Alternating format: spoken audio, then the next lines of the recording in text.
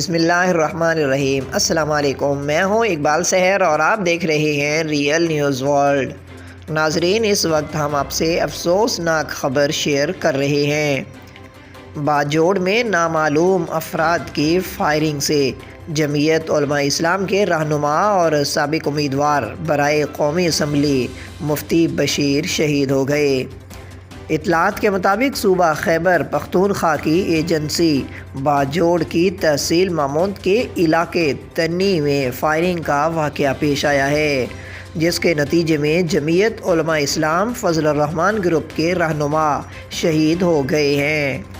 ذرائع کے مطابق نامعلوم موٹر سائیکل سواروں کی فائرنگ سے مفتی بشیر شدید زخمی ہو گئے، جنہیں علاج کے لیے ڈسٹرکٹ ہیڈ کوارٹر اسپتال خار منتقل کیا گیا، تاہم وہ زخموں کی تاب نہ لاتے ہوئے چل بسے۔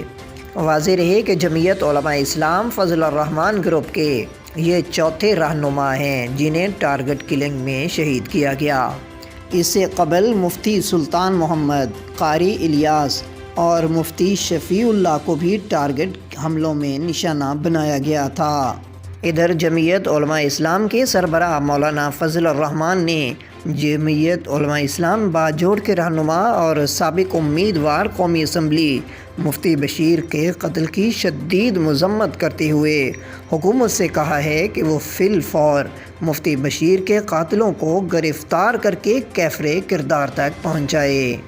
مزید اپڈیٹ کے لیے ہمارے ساتھ وابستہ رہیں۔ اگر آپ نے ہمارے چینل کو سبسکرائب نہیں کیا تو کر دیجئے اور بیل آئیکن کو پریس کرنا مت بھولیے تاکہ ہماری نئی ویڈیو کا نوٹیفیکیشن بر وقت آپ تک پہنچ سکے۔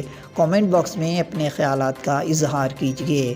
اسلام زندہ باد، پاکستان پائندہ باد۔